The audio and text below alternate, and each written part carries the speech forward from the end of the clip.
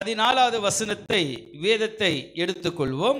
ఫిలిప్పీలు రాసిన పత్రిక 12వ అధ్యాయము 16వ వచనాన్ని మనము వాక్య భాగంగా ధ్యానించుకుందాం. பிலிப்பியர் 2வது அதிகாரம் 14వ అధ్యాయము 14. మీరు మూర్ఖమైన మీరు మూర్ఖమైన వంకర జనముల మధ్య నిరపరాధులను నిష్కలంకములుగాను. தமிழ்ல வாசிப்போமா? நான் வீணாக ஓடியதும் வீணாக பிரயாசப்பட்டதும் இல்லை என்ற மகிழ்ச்சி கிறிஸ்துவின் நாளில் ஜீவ வசனத்தை பிடித்துக்கொண்டு உலகத்திலே போதும். தெலுங்குல வசனத்தை வாசிப்போம்.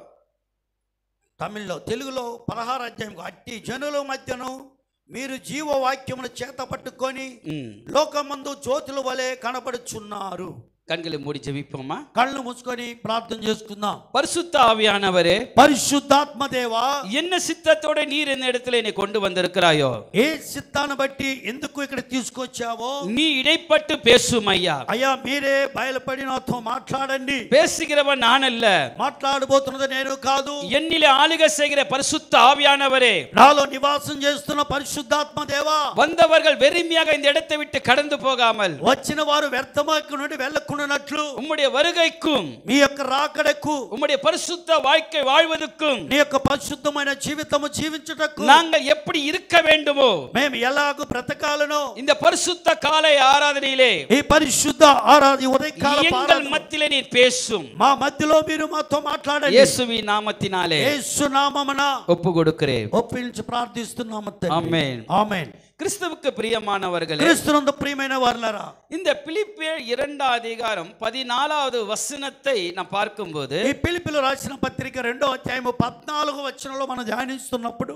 நான் வீணாக ஓடினதும் మేము వ్యర్థముగా వెళ్ళటము வீணாக பிரயாசப்பட்டதும் இல்லை என்கிற వ్యర్థముగా ప్రయాస పడలేదని చెప్పి மகிழ்ச்சி கிறிஸ்துவ நாளில் உண்டாயிருப்பதாக ఓ సంతోషముతో క్రీస్తు మేము సంతోషంగా ఉన్నట్లుగా జీవ వచనத்தை பிடித்துக்கொண்டு ఈ జీవ వాక్యమును చేతపట్టుకొని உலகத்திலே சுடர்களைப் போல பிரகாசிக்கிறோம். நீங்கள் ఈ లోకములో మేము జ్యోతుల వలె ప్రకాశించబడుతున్నాం అంటున్నారు. இந்த பிலிப்பி நிருபத்தை ఈ పిలిపులు రాసిన పత్రికను அப்போஸ்தலனாகிய பவுல் திமோதிக்கு பிலிப்பி பட்டணத்துக்கு எழுதுகிறார். అపోస్తలుడైన పౌలు తిమోతి గారికి పిలిపిలో ఉన్న పట్టణంలో ఉన్న సంఘమునకు రాస్తున్నాడు. நல்ல கவனிப்போம். చాలా చక్కగా గమనిద్దాం. வேத வசனத்தின் நம் காதுகளிலும் வசனத்தை பார்க்கும்போது நாம் சரியாக அறிந்து கொள்வோம். దేవుని వాక్యమును మనం చదువుతుండగా మన చెవుల వింటుండగా వాటిని చక్కగా గ్రహించవలసిన వారం ఉన్నాం. கொஞ்சம் நீங்க சிந்தனை சிதறிவிட்டா, మీరు కొంచెము మీ తలంపులను ఆలోచనలు చెదిరిపోతే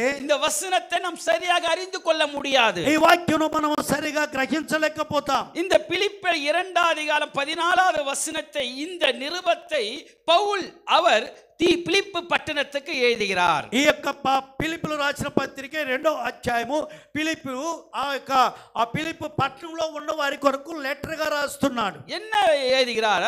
ఏంది రాస్తున్నాడంటే, எப்படிப்பட்டவருக்கு எழுதுகிறார்? ఎలా విధంగా రాస్తున్నాడంటే, 3 விதமான கூட்டத்தாருக்கு இந்த 14வது வசனத்தை அவர் பேசுகிறவரா இருக்கிறார். 3 విధమైన జనములు బట్టి అక్కడ ఉన్న వారిని బట్టి 14 అధ్యాయములో వారి కొరకు రాస్తున్నాడు. அது என்ன நிருபம் என்று சொல்லப்பட்டிருக்கும் போது, అది ఏంది ఆ పత్రిక?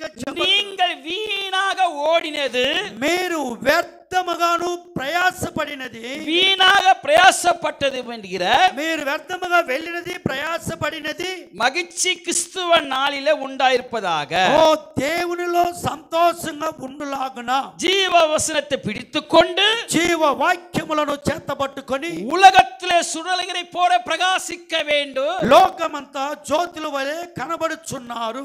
இந்த வசனத்தை, ఈ యొక్క వాక్యమును 3 வித காரியங்கள் 3 விதமான ஜனங்களுக்கு இந்த வசனத்தை பவுல் பிலிப்பு பட்டணத்துக்கு எழுதுகிறவரா இருக்கிறார். 3 విధమైన కార్యములు 3 విధమైన అక్కడ ఉన్న ప్రజలకు అపోస్తలుడైన పౌలు గారు రాస్తున్నాడు. யார் அந்த 3 விதமான ஜனம்? ఎవరు అవి 3 విధమైన ప్రజలు? அதே பிலிப்பியர் 1 அதிகாரத்தை అదే ఫిలిప్పీయులు రాసిన మొదటి పత్రికలో 1வது வசனத்தை பார்க்கும்போது మొదటి అక్షరము చూసినప్పుడు அந்த 3 విధமான జనக்கூட்டம் அங்க இருக்கிறது. 3 విధమైన జన సమూహాలు అక్కడ కనబడుతున్నారు. வாசிப்போம். చదువుదామా? பிலிப்பியர் 1வது அதிகாரம் ఫిలిప్పీయులు 1వ అధ్యాయము 1வது வசனம். మొదటి వచనము எடுத்தவர்கள் வாசிப்போமா? ఎత్తిన వారు తెలుగులో తమిళలో చదవండి. இயேசு கிறிஸ்துவின் ஊழியக்காரனாகிய பவுலும் தீமோத்தேயும் கவனிப்போம் பிலிப்பு பட்டணத்துக்கும் கிறிஸ்து இயேசுக்குள்ளான கவனிப்போம். எத்தனை பேருக்கு லெட்டர் எழுதுறார் அவரே? பரிசுத்தவான்களுக்கும் கண்காணிகளுக்கும் உதவிக்காரர்களுக்கும் இந்த 2வது அதிகாரம் 16வது வசனத்தை அவர் எழுதுகிறவராக இருக்கிறார். ఎవరికి రాస్తున్నాడంటే అక్కడ ఉన్న ఫిలిప్పీకు తిమోతికును శుభమని చెప్పి మన తండ్రి అయిన దేవుని ప్రభు యేసుక్రీస్తు కృపను మీకు సమాధానం కలుగుగాకని అక్కడ ఉన్న వారికి రాస్తున్నాడు. நல்ல கவனிப்போம். చాలా చక్కగా గమనిద్దాం. 3 வித கூட்டம் ఇక్కడ 3 విధమైన మనుషులు కనబడుతున్నారు. பரிசுத்தவான்கள், మొట్టమొదటిగా పరిశుద్ధులు, கண்காணிகளும் అలా అధ్యక్షులు వచించేవారు, உதவிக்காரர்களும். సహాయం చేయవారు. இந்த 3 பேர் பவுல் தீமோத்தி பிலிப்பு பட்டணத்துக்கு லெட்டர் எழுதுறாரு. ఈ ముగ్గురిని నిమిత్తము పౌలు గారు ఆ ఫిలిప్పీల పట్టణంలో ఉన్న వారికి రాస్తున్నారు. இந்த 3 பேருக்கு என்ன எழுதுகிறார் என்று பார்க்கும்போது ఈ ముగ్గురికి ఏమి రాస్తున్నాడో చెప్పినప్పుడు அதுதான் பிலிப்பியர் 2வது அதிகாரத்துல 14வது வசனத்தை நீங்கள் வீணாக, అదే 2వ అధ్యాయం 16వ వచనంలో రాస్తున్నాడు, మీరు వ్యర్థముగా పరిగెత్తలేదనియు. இன்னைக்கு வீணாக ஓடிக்கொண்டிருக்கிறார்கள், ఈరోజు వ్యర్థముగా పరిగెత్తుచున్నారు, வீணாக பிரயாசப்பட்டு கொண்டிருக்கிறார்கள். వ్యర్థముగా కష్టపడుతున్నారు. அத பவுல் பவுல் பிலிப்பு பட்டணத்துக்கு எழுதுகிறார். అందుకే తిమోతి ఆ పౌలు తిమోతి పట్ల రాస్తున్నాడు, நீங்கள் வீணாக ஓடிக்கொண்டிருக்கிற, మీరు వ్యర్థముగా పరిగెత్తున్నారు, வீணாக பிரயாசப்பட்டு கொண்டிருக்கிற, వ్యర్థముగా మాట్లాడితే ప్రయాసపడుతున్నారు, அங்கே இங்க ஓடிக்கொண்டிருக்கிற, అక్కడికి ఇక్కడికి వెళుతున్నారు. ஆனா உங்களுக்கு மகிழ்ச்சி எங்க இருக்கிறது? అయితే మీకు ఎక్కడ సంతోషం ఉంటుంది? அங்க போனா எனக்கு மகிழ்ச்சி இருக்கிறது, అక్కడికి వెళ్తే నాకు సంతోషం ఉంటుంది, அங்க ஓடினா மகிழ்ச்சி இருக்கிறது. అక్కడికి పరిగెత్తే నాకు సంతోషం ఉంటుంది. நீங்க வீணாக டைம் வேஸ்ட் பண்ணி ஓடினாலும் அது விருத்தம், அது வெறுமை என்று சொல்லப்பட்டிருக்கிறது. మీరు వ్యర్థముగా పరిగెత్తే అది వ్యర్థము వేస్ట్ అని చెప్పబడుతుంది. அதுதான் அந்த 3 வித காரியங்களை இந்த வசனம் நமக்கு கற்றுத் தருகிறதா இருக்கிறது. ఆ 3 విధమైన కార్యములను ఇక్కడ మనకు దేవుడు నేర్పించబోతున్నాడు. அப்ப நம்ம எங்கே ஓட வேண்டும்? అయితే మనం ఎక్కడికి వెళ్ళాలి? எங்க சரியாக நம்ம பிரயாசப்பட வேண்டும்? ఎక్కడ మనము సరిగా మాట్లాడాలి? 3 காரியங்கள் ఈ 3 కార్యములు இந்த 2வது அதிகாரத்திலே 14வது வசனம் நமக்கு தெளிவாக சொல்லப்பட்டிருக்கிறது. 2 కార్యములు 16వ వచనంలో మీకు చక్కగా పరిశుద్ధాత్మ దేవుడు బోధిస్తున్నాడు. அது என்னையா 3 காரியம் 3 பேரும் சொல்ல காரியம் என்றால் 3 కార్యములు ఎవరైతే ముగ్గురితో చెప్పారని మీరు అడిగితే வாசிப்போம். చదువుదామా? பிலிப்பியர் 2:14 ఫిలిప్పీయులకు రాసిన పత్రిక 2వ అధ్యాయము 16వ వచనములో நான் வீணாக ஓடினதும் வீணாக பிரயாசப்பட்டதும் இல்லை, వ్యర్థముగా పరిగెత్తుననియు నేను పడిన కష్టము నిష్ప్రయోజనము కాలేదనియు. முதலாவது குறிப்பு మొట్టమొదట ఒక மகிழ்ச்சி సంతోషము கிறிஸ்துவின் நாளில் உண்டாயிருக்கிறது. నాకు క్రీస్తు దినమున అతిశయమైన సంతోషము కలుగుచున్నది. முதலாவது குறிப்பு என்னையா? మొట్టమొదటి యొక్క மகிழ்ச்சி எங்க இருக்கிறது? సంతోషం అనేది ఎక్కడ ఉంటుంది? கிறிஸ்துவின் நாளிலே தான் மகிழ்ச்சி இருக்கிறது. క్రీస్తు దినమున నాకు సంతోషం ఉంటుంది. அதுதான் இந்த நாளை நாம் ஏன் ஆயத்தப்படுத்திக்கிறோம் என்றால் ఈ రోజు ఎందుకు మనము సిద్ధపరిచున్నామంటే இது தேவன் ஆராதிக்கிற மகிழ்ச்சியான நாள் என்றுதான் பரிசுத்த ஆராதனை என்று இந்த நாள் நாம் ஆயத்தப்படுத்தியிருக்கின்றோம். దేవుని పరిశుద్ధమైన దినమని, ఈ రోజు దేవుని దినమని మనం ఈ రోజు సిద్ధపరికొరకు వచ్చున్నాం. நம் அங்கே இங்க ஓடினால் மகிழ்ச்சி அல்ல, ఆ వేరే స్థలానికి వెళ్ళటం వలన మాకు సంతోషం. மகிழ்ச்சி எங்கே இருக்கிற கர்த்தருடைய நாள்.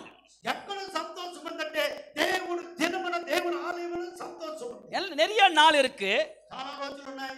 இந்த நாள் இருக்கு, நல்ல நாள் இருக்கு, அந்த நாள் இருக்கு, இந்த நாள் இருக்கு, பலவித நாட்கள் சொல்லிக் கொண்டிருக்கலாம். ఈ రోజు ఉండొచ్చు, రేపు ఉండొచ్చు, పలు విధమైన రోజులు కూడా మనకు ఉండవచ్చు. ஏன் கர்த்தருடைய நாள் என்று குறிக்கப்பட்டிருக்கிறது? ఎందుకు దేవుడి యొక్క దినమని ఒక నియమించబడి ఉన్నది. 6 நாள் வேலை செய்து 6 రోజులు మనం కష్టపడి పని చేసి ஆண்டவர் ஒரு நாள் தான் கேட்கிறாரு. దేవుడు ఒక రోజు నిన్ను అడుగుతున్నాడు. என்ன நாள் கேட்கிறாரு? ఏ రోజు అడుగుతున్నాడు? அந்த ஒரு நாள் முழுசா கேட்கல. ఆ రోజు కూడా నిన్ను ఫుల్గా రోజంతా నిన్ను దేవుడు ఎందుకు రమ్మన్నాడు? ஒரு 1 hour 2 hours தான் கேட்கிறாரு. అయ్యా నీలో ఒక్క అవర్ 2 అవర్ల దేవుని సన్నిధిలో కనబడమంటున్నాడు. அதுதான் ஆண்டவராக இயேசு கிறிஸ்து உயிர்த்தெழுந்த நாளா இன்னைக்கு ஆராதனை நம்ம இருக்கின்றோம். ప్రభువు యేసుక్రీస్తు పునరుద్ధాన దినమని ఈ రోజు మనం దేవుని ఆరాధిస్తున్నాం. பழைய ஏற்பாடுல పాత నిబంధన కాలంలో பரிசுத்த நாள் என்று சொல்லும்போது పరిశుద్ధ దినమని చెప్పినప్పుడు சனிக்கிழமை, ఆ రోజు శనివారము, சனிக்கிழமை செவன்த் டே, சனிக்கிழமை ஆராதிப்பார்கள். ఏడో దినమున దేవుని ఆరాధిస్తారు, విశ్రాంతి దినముగా మార్చారు. ஆனால் అయితే நம்ம ஏன் பரிசுத்த ஞாயிறு ஆராதனை ஹோலி நாள், சண்டே ஆராதனை ஹோலி நாள் என்று ஆராதிக்கிற காரணம் என்னவென்றால், ఎందుకు ఆదివారము పరిశుద్ధ దినమని మనం ఆరాధిస్తున్నామంటే ஆண்டவர்கள் இயேசு உயிர்த்தெழுந்தார் என்று சொல்லி தான் இந்த ஆராதனை நம்ம ஆயத்தப்படுத்திருக்கிறோம். ప్రభువు యేసుక్రీస్తు పునరుద్ధానమైన దినమని ఈ రోజు మనం ఆరాధిస్తున్నాం. ஆனா வேதத்துல பார்க்கும்போது పరిశుద్ధ గ్రంథములో చూసినప్పుడు ஒவ்வொரு நாளும் கர்த்தருடைய நாள் தான். అయితే ప్రతి దినము దేవుడి దినమే. நம் தேவன் இடத்துல வரும்போதெல்லாம் தேவனுடைய நாள் தான். మనము లేచిన బ్రతికిన వెంటనే దేవుని యొక్క దినమని మనం ఎంచాలి. ஆனா நாம் வீணாக அங்கே இங்க ஓடாமல் మనము వ్యర్థముగా అక్కడికి ఇక్కడికి పరుగులెత్తకుండా உனக்கு மகிழ்ச்சி வர வேண்டும் என்றால், నీకు సంతోషము సమాధానము కావాలంటే, நொறுங்கு போன வேதனை நீக்க வேண்டும் என்றால், నీవు కృంగిపోయిన దినములు మార్చబడాలంటే தேவனுடைய பரிசுத்த நாளிலே நீ மகிழ்ச்சியாக ஆராதிக்க வேண்டும். దేవుని పరిశుద్ధమైన దినమును నువ్వు సంతోషముగా రావాలెను. அதுதான் பிலிப்பி பட்டணத்துக்கு எழுதுகிறார். అందుకే ఫిలిప్పీ పట్టణంలోకి అపొస్తలుడు పౌలు గారు రాస్తున్నారు. 3 கூட்டத்தாருக்கு எழுதுகிறார். అక్కడ 3 జనములకు రాస్తున్నారు. பரிசுத்தவான்களுக்கும் అక్కడ ఉన్న పరిశుద్ధులకును ஊழியக்காரர்களுக்கும் దైవ సేవకులకు சபையிலே உதவி ஊழியர் செய்கிற கண்காணிகளுக்கும் సంఘములో పరిచయం చేస్తున్న వారికి కూడా మాట చెప్తున్నారు. சபையிலே உதவி செய்கிறவர்களும். సంఘములో సహాయం చేసే వారికి இந்த கண்காணி என்ற வார்த்தை எதை குறிக்கப்படுகிறது என்றால், కనిపెట్టే వారు అనే దానికి దేని వరకు అధ్యక్షుడు కనబడుతుంది. தேவனை ஆராதிக்கிற ஒரு மகிமை காண்கிறது. அநேகர் ஆராதிக்க ஒழுக்கத்தை கற்றுக் கொடுக்கிறதால் கண்காணி.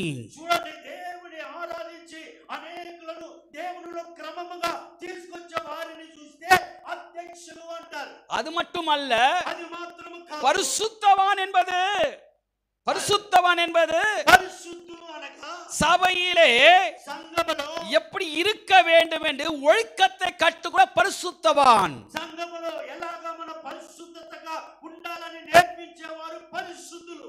அது மட்டுமல்ல, అది మాత్రమే உதவியாளர்கள். సహాయం చేయవారు. இந்த பாய் போட்டு பெருக்குது சபைக்கு என்னென்னத்தை உதவி பண்றவங்க உதவியாளர்கள். పరిచయం చేయవారు. ఈ ఆలయంలోకి వచ్చినప్పుడు ఈ సాపలు వేయటము, బెంచ్లు వేయటము, శుభ్రపరచటము, దేవుని కొరకు పని చేసేవారు. அந்த 3 பேருக்கு தான் ஆண்டவர் சொல்றாரு, ఈ ముగ్గురికి దేవుడు చెప్తున్నాడు, மகிழ்ச்சி எங்க இருக்கு? సంతోషం ఎక్కడ ఉన్నది? மகிழ்ச்சி எங்க இருக்கு? సంతోషం ఎక్కడ ఉన్నది? மகிழ்ச்சி எங்க இருக்கு? సంతోషం ఎక్కడ ఉన్నది? அங்க ஓடின மகிழ்ச்சி இல்ல, అక్కడికి వెళ్తే సంతోషం, இப்படி ஓடின மகிழ்ச்சி இல்ல. ఇక్కడికి వెళ్తే సంతోషం లేదు. கர்த்தருடைய நாளிலே நம் தேவனை ஆராதிக்கிற அந்த நாள் தான் மகிழ்ச்சியான நாள். దేవుని ఆరాధించే దినము, దేవుని సన్నిధానంలో ఉన్నవారే అప్పుడే అది సంతోషకరమైన దినము. இன்னைக்கு நொறுக்கப்பட்டு வேதனையோடு இந்த இடத்துல நீ அமர்ந்து கொண்டிருக்கலாம். ఈ రోజు కష్టముతో, బాధలతో, వేదన దగ్గర కూర్చొని நீ வெளியே சொல்ல முடியாமல் உன்னுடைய கண்ணீருடைய பாதையில நீ நினைந்து கொண்டிருக்கலாம். చెప్పలేని పరిస్థితుల్లో కన్నీటి వేదనతో ఇక్కడ కూర్చొని ఉండవచ్చు. உன் நொறுகுண்ட இதயத்தை நீக்கிற ஒரே நாள் தேவனுடைய பரிசுத்த நாள். కలిగిన హృదయములను దేవుడు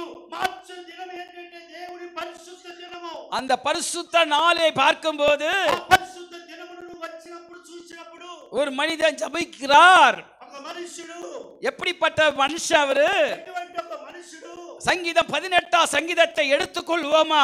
18 కీర్తనలు తీసుకుందామా? நல்ல கவனிப்போம். చాలా చక్కగా గమనించండి. நான் முதல் குறிப்பு பேசிக் கொண்டிருக்கிறேன். మొట్టమొదట ఒక అంశాన్ని గురించి మాట్లాడుతున్నాను. கர்த்தருடைய நாளிலே மகிழ்ச்சி என்ற தலைப்புல దేవుని యొక్క దినమున సంతోషము, సమాధానం అని చెప్పి வாசிப்போம். చదువుదామా కీర్తన சங்கீதம் 18ஆம் சங்கீதம் 18వ కీర్తన.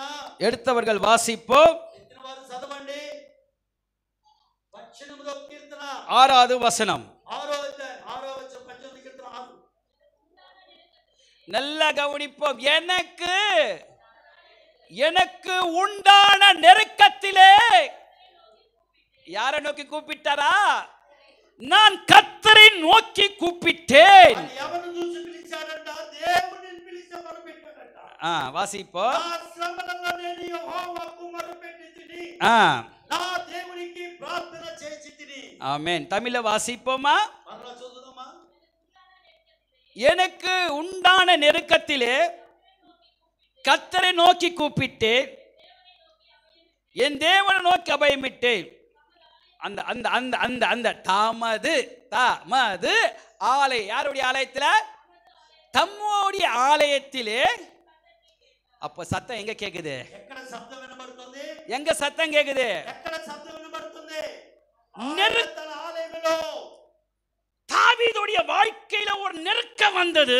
దావీదు యొక్క జీవితంలో ఒక కష్టాలు బాధలు వచ్చాయి. அவன் உள்ள மகிழ்ச்சியை இழந்தான். ఆయన సంతోషముగా ఉన్నాడు. ஒரு நாள் கோலியாத்தை முறித்த தாவீது ఒక రోజు గోలియాతును చంపిన దావీదు சிங்கத்தையும் கரடி அதை பீறி போட்டவர். సింహములను ఎలుగులను చీల్చిన అతను. அந்த தாவீதுடைய உள்ள நொறுக்கப்பட்டது. అటువంటి దావీదు యొక్క మనస్సు ఎంతో ఇబ్బందులు కష్టాలతో బాధలతో ఉన్నట్టు. அந்த நொறுக்கப்படும் போது ఆయన శ్రమలలో யாரை బాధపడుతున్నప్పుడు யாரை நோக்கி கூப்பிட்டாரா? ఎవరిని చూసి పిలిచాడా? தேவ சன்னதியிலே வந்து தேவரை நோக்கி அபாயமிட்டார். దేవుని సన్నిధానములను కొంచెం దేవుని చూసి అడిగాడట. ஆலயத்தில் அபாயமிட்டார். దేవునితో ప్రార్థన చేశాడు ఆలయంలో. இதுல இருந்து நாம் கற்றுக்கொள்ள வேண்டியது என்ன? మనము దీని ద్వారా నేర్చుకోబోతున్నది ఏంటి? நம்ம அங்க ஓடி அபாயமிடுவது வேஸ்ட். ఓ అక్కడికి వెళ్ళడం ఇక్కడికి వెళ్ళడం వ్యర్థము. இங்க போய் ஓடி அழுவது வேஸ்ட்.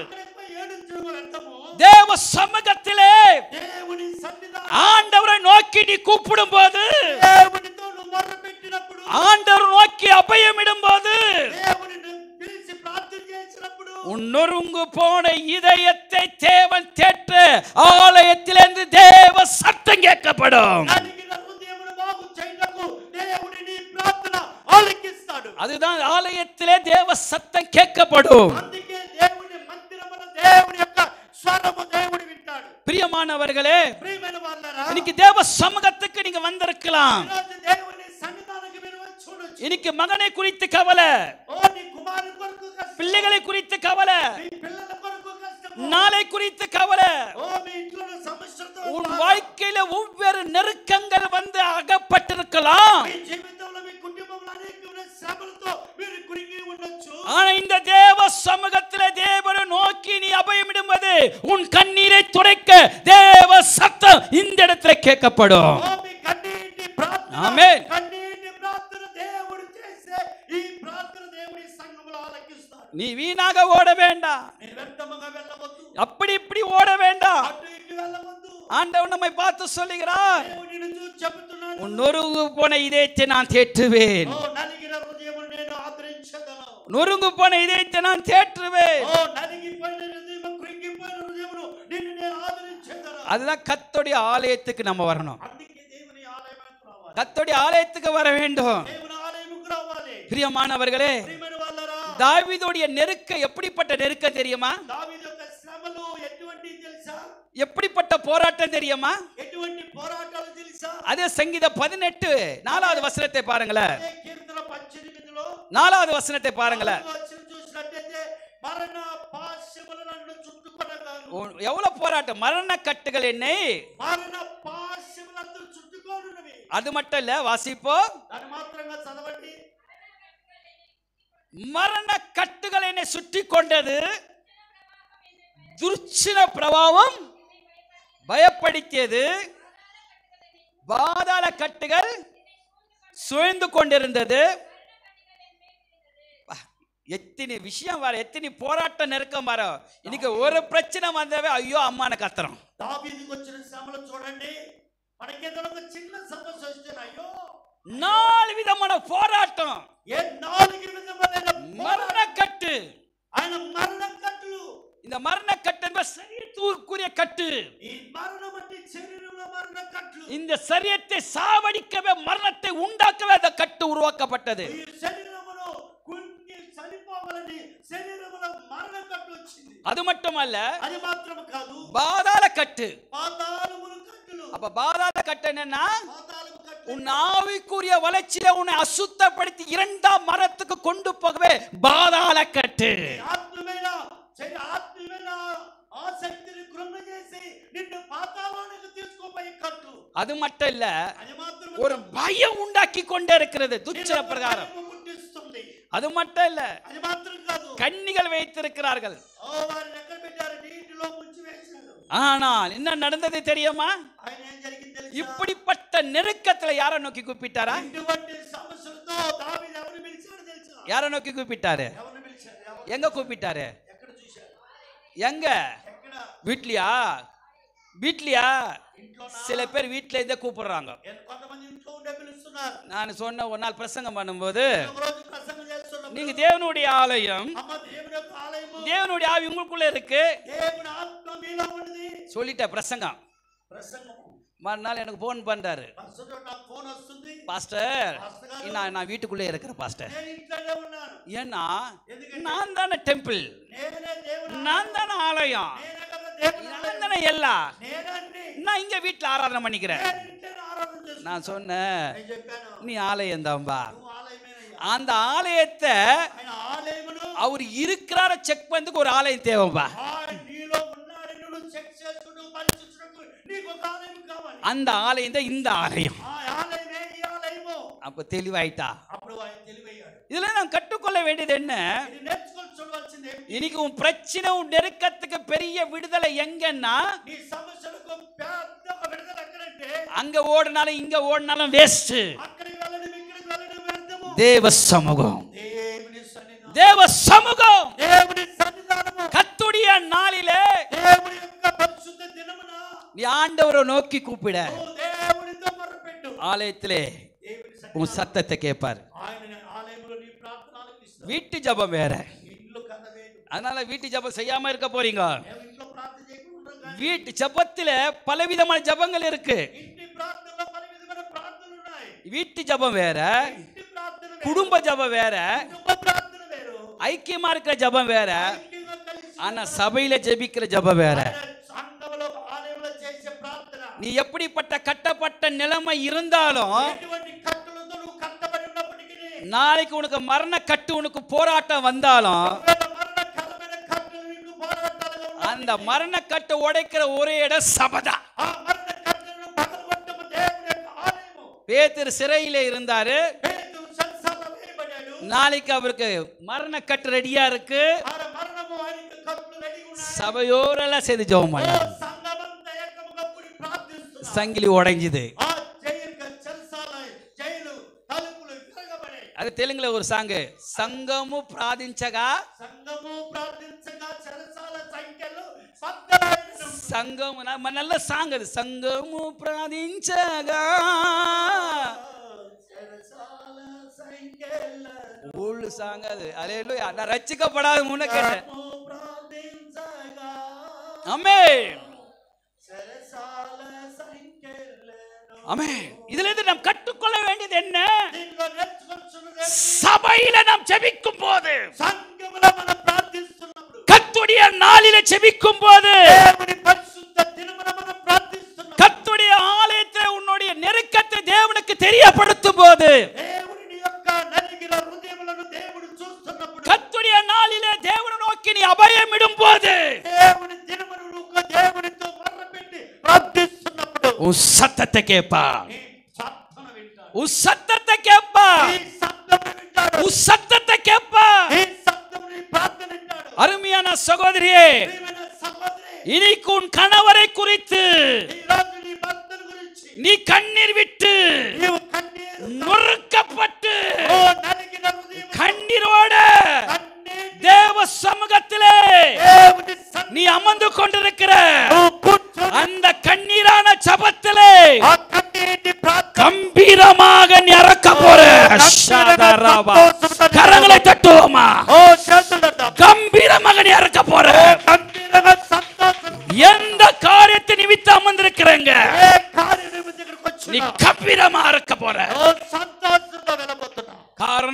காரணம் அவர் சமூகத்துக்கு வந்துட்டேன், அவர் ஆலயத்துக்கு வந்துட்டேன். அதுதான் சங்கீதத்திலே 122 சங்கீதம் சொல்லப்பட்டிருக்கிறது.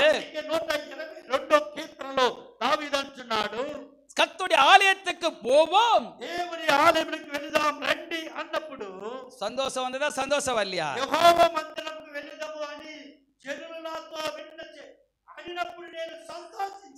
சந்தோஷம் வந்ததா சந்தோஷம் வரலையா? கர்த்தருடைய ஆலயத்துக்கு போவோம் என்று அவர்கள் எனக்கு சொன்னபோது என்ன வந்ததா? மகிழ்ச்சி வந்தது. அப்ப கர்த்தருடைய ஆலயத்துல தாங்க மகிழ்ச்சி. அந்த தாவீதுக்கு தெரியும் மகிழ்ச்சி எங்க இருக்கிறது. தேவ சமூகம் தான், தேவ ஆலயத்துக்கு தான். சொன்னதுக்கே மகிழ்ச்சியானா ஆலயத்துல வந்து எவ்வளவு மகிழ்ச்சி. ஜனங்கள்லாம் வந்து தாவீத பார்க்கிறாரு. தேவனால் அபிஷேகப்பட்ட இரண்டாவது ராஜா, இஸ்ரவேல் ஜனங்களை பாதுகாத்தாரு. ஆனா இப்படிப்பட்ட ராஜா நிலைமை இப்ப எப்படி இருக்கு? நெருக்கம், கட்டப்பட்டிருக்கிறாரு. ஆனா ஜனங்கள் எல்லாம் போய் கேட்கிறாங்க, ஆலயத்துக்கு போலாமா, ஆலயத்துக்கு போலானா? அந்த வார்த்தை தாவீது கேட்ட உடனே சந்தோஷம் வந்தது, சந்தோஷம் வந்தது. சொன்னதுக்கு சந்தோஷம்னா ஆலயத்துக்கு வந்து சந்தோஷமா இருக்கு. இதாங்க கர்த்தருடைய நாள். அதுதான் சண்டேனா சண்டே ஆலயத்துக்கு வாங்க ஐயா, ஆலயத்துக்கு வாங்க ஐயா. ஏன்னா இந்த பரிசுத்த நாள் நமக்குரியது, தேவனுக்குரியது. சண்டே என்ன ஹாலிடேவா? என்ன ஹாலிடே? Sunday holiday. இது சண்டே ஹாலிடே இல்ல. இன்னைக்கு உலகத்துக்கு சண்டே வந்து ஹாலிடே இருக்கலாம். ஆனா உன்னையும் என்னை உண்டாக்குன, உலகத்தை உண்டாக்குன இந்த சண்டே ஹாலிடே.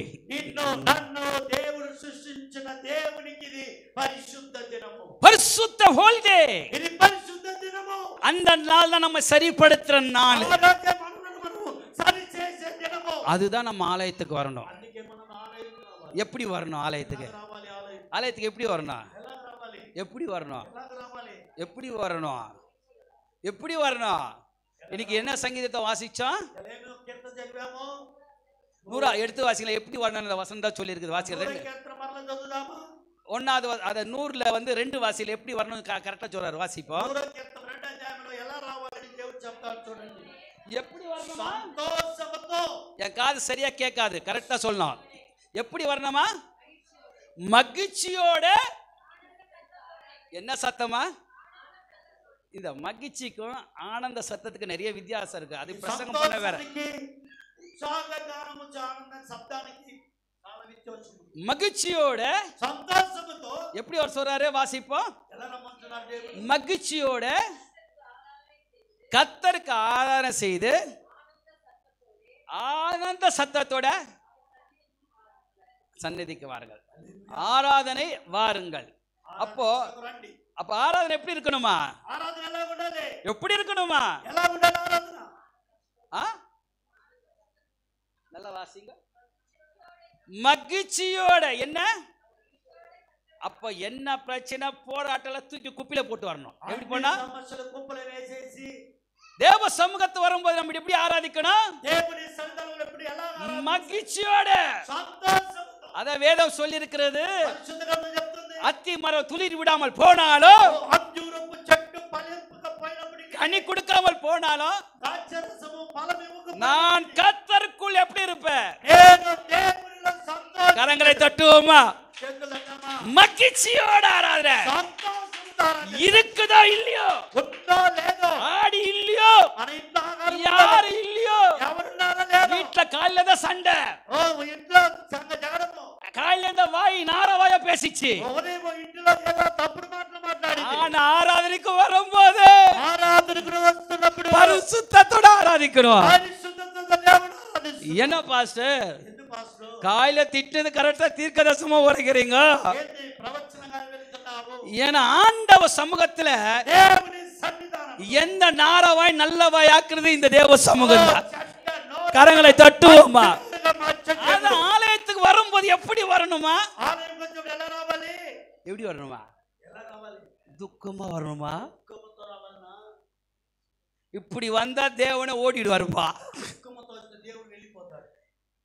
நான் அடிக்கடிக்கு சொல்லுவேன், 5 மணிக்கு திருமணம், திருமணத்துக்கு போனோம். அப்போ எப்படி போவோம்? நம்ம எப்படி போவோம் சொல்லுவோமே? துக்கமா போவோமா? கவலையோட போவோமா? நல்ல மேக்கப், நல்ல ஃபேஷனு, நல்ல பெயிண்ட் கீண்ட் எல்லாம் பக்காவா ரெடி பண்ணுவோம். 2 மணிக்கு பெரிய சண்டை வீட்டுல, பயங்கரமான சண்டை. மேரேஜ்க்கு மட்டும் நல்லா அழகா பக்கா ஆலயத்துக்கு ரெடி, பக்கா மேரேஜ்க்கு ரெடி ஆகி போவோம். அப்போ மேரேஜ் சத்திரத்துல கால் வைக்கும் போது எப்படி போவோம்? எப்படி போவோம்? துக்கமா அந்த கிஃப்ட் வச்சுன்னு, அம்மா எப்பம்மா மேரேஜ் ஆச்சம்மா அப்படியே சொல்லுவான். யோசி, வேதத்தை வாசி. அல்லேலூயா. எப்படி போவோம்? வீட்டுல சண்டைதான், ஆனா கல்யாணத்துக்கு போகும்போது எப்படி போவோம்? சத்திரத்துல கல கல கல கல கல சிரிப்போம். அப்படி கல கல கல சிரிப்போம். அது மட்டும் இல்ல, பந்தி விசாரிப்புல எப்படி போய் சாப்பிடுவோம்? எவ்வளவு சத்தம் கேட்கும். 2 மணி போட்ட சண்டைல ஞாபகம் வராது. நல்ல சந்தோஷமா பந்திய சாப்பிடுவோம். துக்கமா சாப்பிடுவோம், மூஞ்சி சுருக்கியா சாப்பிடுவோம். அதுதான் பந்தி என்ற பேரு. ஏன் திருமணத்தை அந்த மூஞ்சுகளை பாருங்களேன். நான் சாப்பிடும்போது சில பேர் முகத்தெல்லாம் பாப்பா எப்படி இருக்கு. ஏன்னா அவங்க சாப்பிடும்போது அவங்களுக்குள்ள ஒரு மகிழ்ச்சியை பாக்குறேன். ஆனா ஏன்னா உலக காரியத்துக்கு ஒரு திருமணத்துக்கு இவ்வளவு மகிழ்ச்சியா போறோம்.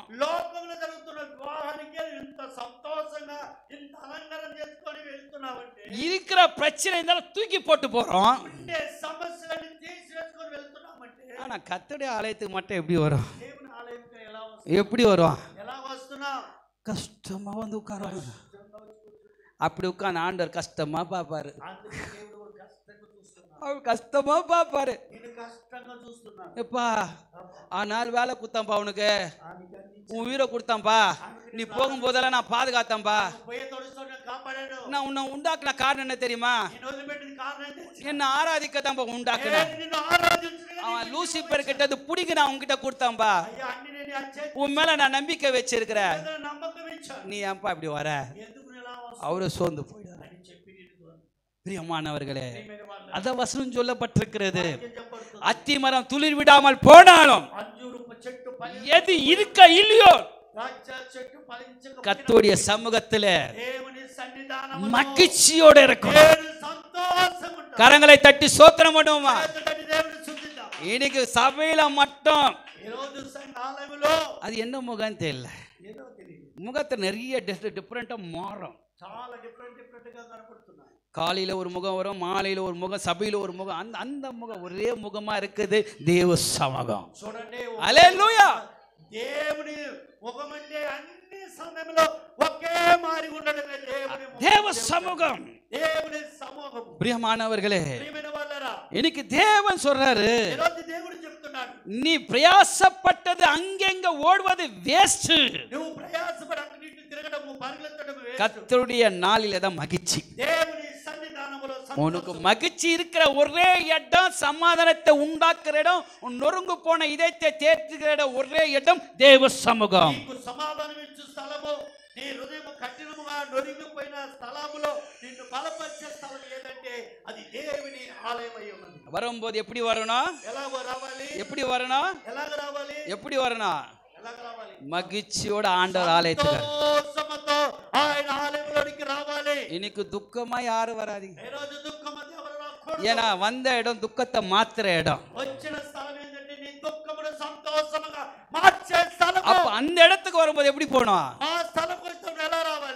எப்படி வரணும்? ఎలాగ రావాలి? சந்தோஷமா வரணும். సంతోషముగా రావాలి. சந்தோஷமா வர வேண்டும். సంతోషముగా రావాలి. பிரியமானவர்களே, ప్రియమైన వాళ్ళారా, ஒரு குருடனை ஆண்டவர் கூப்பிடுறாரு. ఒక గుడ్డివాడిని దేవుడు పిలుస్తున్నాడు. அவன் அதுக்கு முன்ன வந்து தாவீது குமாரனே இறங்கு இறங்குன்னு சத்தமிட்டாரு. ముందు దావీదు కుమారుడా నన్ను కరుణించుము, దావీదు కుమారుడా నన్ను కరుణించుము. இயேசு நின்னாரு. యేసు నిలబడ్డాడు. அவன் அழைக்க சொன்னாரு. అక్కడ పిలవమన్నాడు. அவன் சந்தோஷமா வரான். వారు సంతోషంగా వచ్చాడు. ஆனா குருடன் ఆయన గుడ్డివాడు, அது முன்ன அவன் துக்கமா இருந்த முகம் అతలో ఉన్న ముందుగా దుఃఖం, இயேசு கூப்பிட்டா சொன்ன உடனே యేసు పిలుస్తున్నాడని చెప్పిన వెంటనే சந்தோஷம் வந்துருச்சு. వాళ్ళలో సంతోషం వచ్చింది. இன்னைக்கு உள்ளத்துல நீ உள்ள வீட்டுல உள்ள சபையில வரதுக்கு முன்ன நீ துக்கமா இருக்கலாம், ఒకవేళ నువ్వు ఆలయానికి రాకముందు దుఃఖంగా ఉండవచ్చు, வேதனையா இருக்கலாம். ఒకవేళ వేదనగా ఉండవచ్చు. இன்னைக்கு தேவ சமூகத்துல கால் அப்படி வைக்கும் போது எப்படி ஆகணும்? నీవు దేవుని ఆలయంలో అడుగు పెట్టినప్పుడు వెంటనే నువ్వు ఎలా అయిపోవాలి? சத்திரத்துல காலை வைக்கிற மாதிரி வரணும். ఓ సత్రములో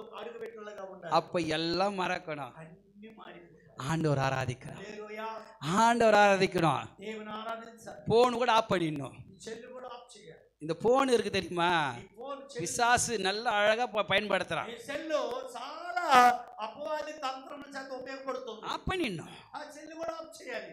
ஆராதனைக்குரிய தேவனுக்குரிய ஆராதனை, దేవునిలో నువ్వు ఆరాధించాలి. மகிழ்ச்சியோட ஆராதனை. అలాగే సంతోషముతో ఆరాధించాలి. அப்படி ஆராதிக்கும் போது ఇలా నువ్వు ఆరాధిస్తే ஆண்டவனை பார்க்கிறாரு. ఓ నిన్ను దేవుడు చూస్తాడు. என் மகன் நொறுங்கி போய் வேதனைப்பட்டால் என் சமூகத்தில் ஆராதிக்கிறார். ఓ నా కుమారుడు అయ్యా ఎట్లా నలిగిపోయి నా ఆరాధిస్తున్నాడు. அதுதான் ரெட்டிப்பான ஆசீர்வாதத்தை பெற்றுக்கொள்ளும். అతను రెట్టింపుగా ఆశీర్వాదములు ఇవ్వాలని నా దేవుడిని చూస్తున్నాడు. யோபு பார்த்தா தெரியும். யோபு சொத்தை இழந்தான், வீட்டை దేవుని இழந்தான், గురించి మనకందరికీ తెలుసు. எல்லாம் இழந்தான். తన ఆస్తిని అంతా పోగొట్టుకున్నాడు. நல்லா லாஸ்ட்ல வியாதி தான் வந்தது. తన శరీరంలో కూడా వ్యాధులు వచ్చాయి. அவங்க மனைவி பார்த்து பேசுது, వారు తన భార్య చూసి செத்துப்போ. నువ్వు చనిపో. என்ன செத்து போற சொல்றாரு? ఎందుకు చనిపో? செத்து போயா? నువ్వు దేవుని దూషించి சாகும்போது சாதாரண சாகாத, చచ్చేటప్పుడు సాతానంగా உன்னை இந்த நிலைமை ஆக்குறா தெரியுமா? ఓ ఈ స్థితికి తీసుకొచ్చాడు. அவரை தூசித்து சாவு. ఆ దేవుని దూషించి చనిపో. அப்ப எவ்வளவு கோபம்!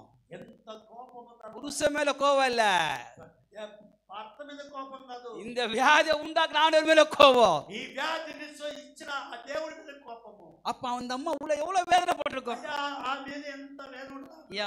என் கணவர் உண்மையும் உத்தமம் பரிசுத்தமா இருந்த மனுஷன், నా భర్త యథార్థంగా என் கண்ணதுல பரிசுத்தமா இருந்த மனுஷன் ఓ నా భర్త ఇంత పరిశుద్ధిగా ఉన్న నా భర్త இப்படி ஆயிட்டாரு. ఓ ఇలాగైపోయాడు. நீதான் அவரை தூசித்து சாவு. ఓ ఆయన దూషించి చనిపో. ஆனா அப்பயும் யோபு சொல்றாரு, అప్పుడు ఏమో చెప్తున్నాడు. கத்தர் எடுத்தா கத்தர் நாமத்துக்கு ஸ்தோத்திரம். பைத்தியக்காரமாய் பேச கரங்களை தட்டி ஸ்தோத்திரம் பண்ணுவோம். కురాలు మాట్లాడినట్టు அவர் முகத்துல மகிழ்ச்சிதான். నీ హృదయంలో సంతోషం. இன்னைக்கு எது வரட்டும் ஏது வரட்டும், உள்ளம் உழைக்கப்படட்டும், நீ எப்படி இருக்கணும்? உன்னோட முகம் மன மகிழ்ச்சி. வேதம் சொல்லப்பட்டிருக்கிறது, పరిశుద్ధంగా చెప్పబడుతుంది. மன மகிழ்ச்சி, సంతోషము மன மகிழ்ச்சி. మహా మంచి సంతోషము. இன்னொரு இடம் சொல்லப்படும், மன மகிழ்ச்சி நல்ல ఔషధం மருந்து. எனக்கு நான் సంతోషం வியாதியே இருக்காம ஒரு treatment என்னன்னா, ఆరోగ్యంగా ఔషధం అంటారంట. ஒரு ஊசி போடக்கூடாது, எந்த வியாதி நமக்குள்ள வராம இருக்கிறதுக்கு ஒரு பெரிய விஷயம் என்ன தெரியுமா? மன மகிழ்ச்சி தான். మనకు చూడు లేకుండా మాత్రలు వినకుండా మనము బాగుండటం కారణం తెలుసా?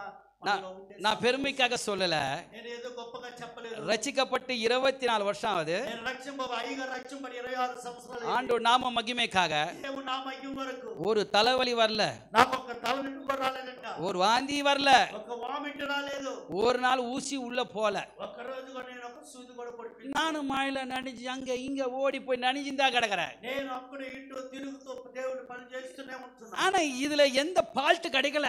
ఆయన నాలో ఏ పాల్ట్ దేవుని సపారి కనపడలేదు.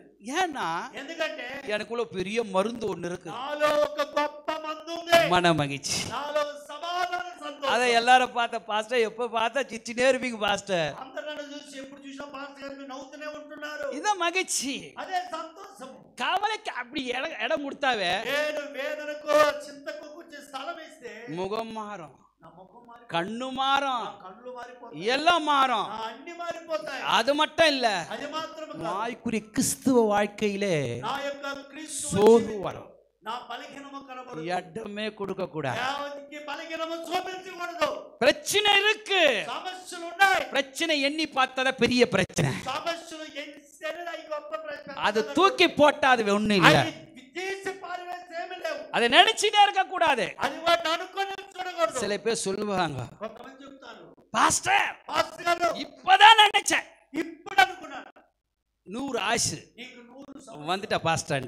వచ్చావు పాస్టర్ గారు. அவங்க நினைச்ச உடனே ஆண்டவர் கொண்டு வந்தாரு. వచ్చిన వెంటనే తీసుకు அதே போல பிரச்சனையும் అదే విధంగా సమస్య நினைச்சா வந்து உட்கார்ந்துருவான். అనుకుంటే వచ్చి కూర్చుంటది. அவன் நினைக்கலனா దాన్ని అనుకోకపోతే அவன் வரமாட்டான். అది రానే రాదు. அதே நினைச்சு நினைச்சு நினைச்சு நினைச்சிட்டா అదే అనుకొని అనుకొని అనుకొని அவன் உள்ள வந்து இறங்கிட்டு అది మన హృదయంలోకి దిగి உன் ஹார்ட் பீட்டை மாத்திடுவான். నీ హృదయం మారుస్తుంది. உள்ள இருக்க ஹார்ட் பீட்டை கொஞ்சம் ஸ்பீட் ஆக்குவான். నీ హార్ట్ బీట్ స్పీడ్ చేస్తుంది. அந்த ஹார்ட் பீட் ஸ்பீட் ஆகும்போது என்ன ஆகும்? ఆ హార్ట్ బీట్ ரத்தம் ஏடா கூடமா ஓடும். నీలో ఉన్న రక్తం కొంచెం స్పీడ్ గా పోతుంది. அந்த ரத்தம் ஓடும் போது அந்த ரத்த அணுக்கள் வந்து பலவீனாகும். ఆ రక్తంలో ఉన్న ఆ యొక్క అణుకులు వాటి బలహీనమైపోతాయి. அதுல சுகர் வரும், అందులో షుగర్ அதுல వస్తుంది, பிபி வரும், అందులో బీపీ వస్తుంది, அந்த நரம்பு பிரச்சனை வரும். ఆ నీ నరాలకు బలహీనమవుతాయి. இதுக்கு காரணம் எங்க? దీనికి కారణం ఏంటి?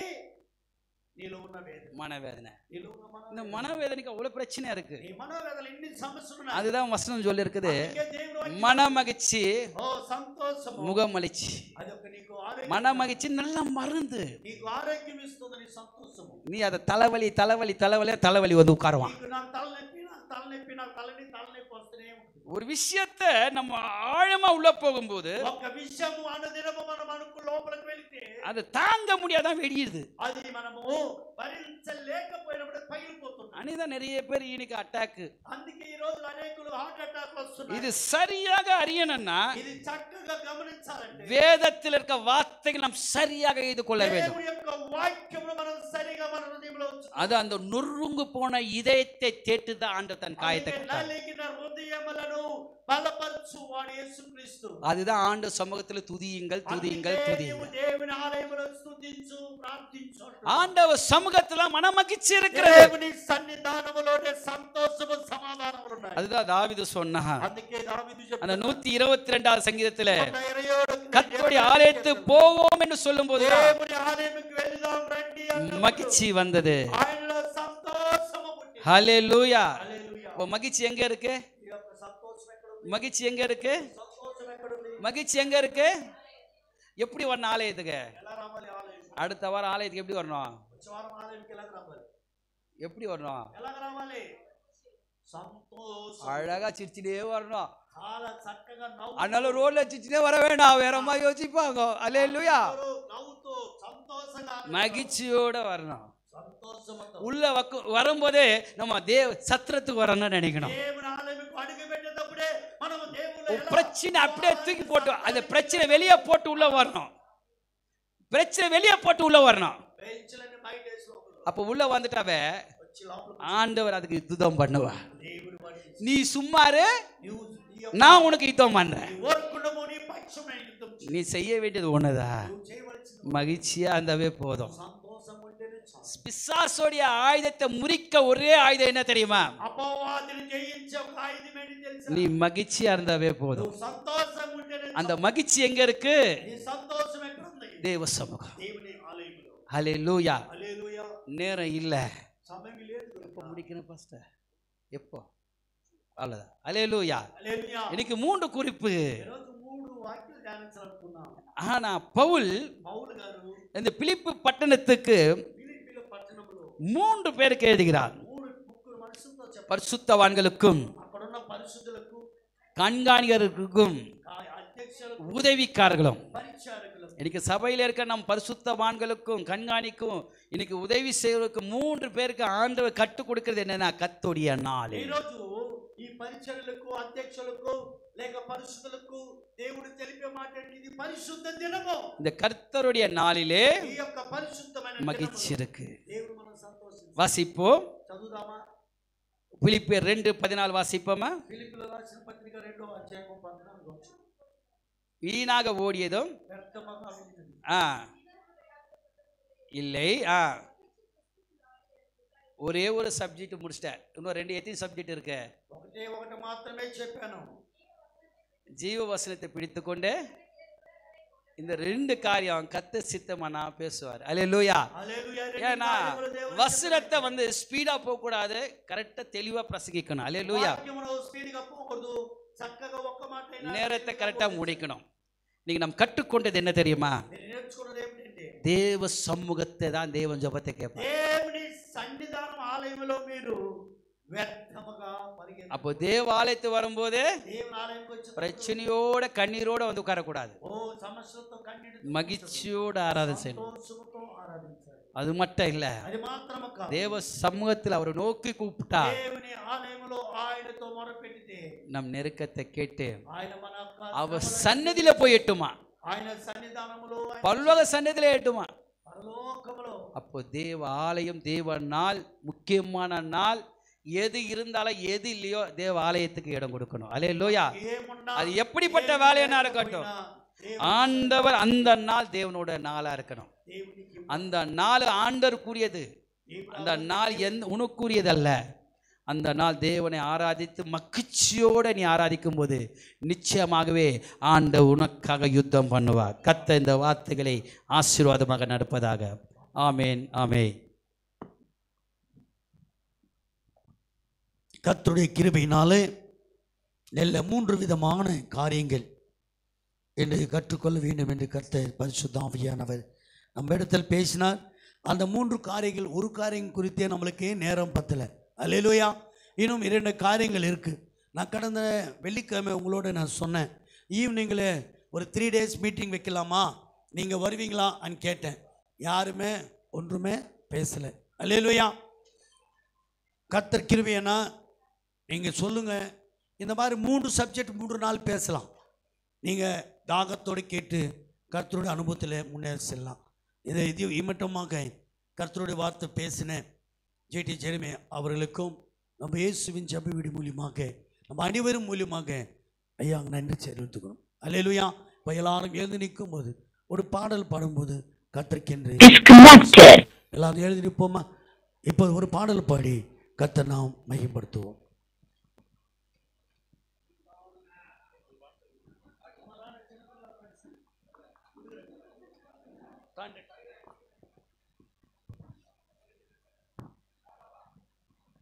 మన మధ్యలో ఉన్న సువర్ణ శకుంతల సహోదరి ముందుకు వచ్చి ఒక పాట పాడి పంపిస్తుంది.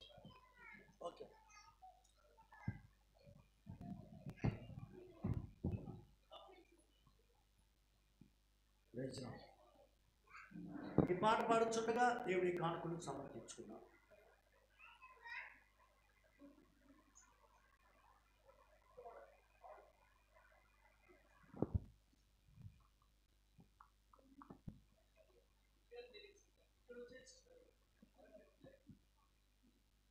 హల్లెలూయా.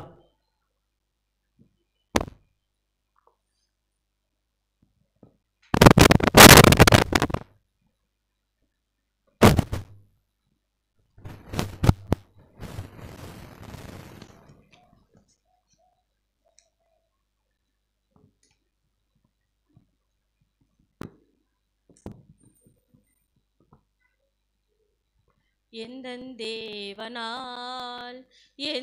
தேவனாம் நிச்சயம் நான் ஆசீர்வாதம் பெற்றுக்கொள்ளுவேன். உந்தன் வசனம் கைக்கொள்ளுவேன் நான். உந்தன் வழிகளில் நான் நடந்திடுவேன். எந்தன் தேவனாம் நிச்சயம் நான் ஆசீர்வாதம் பெற்றுக்கொள்ளுவேன். உந்தன் வசனம் கைக்கொள்ளுவேன் நான். உந்தன்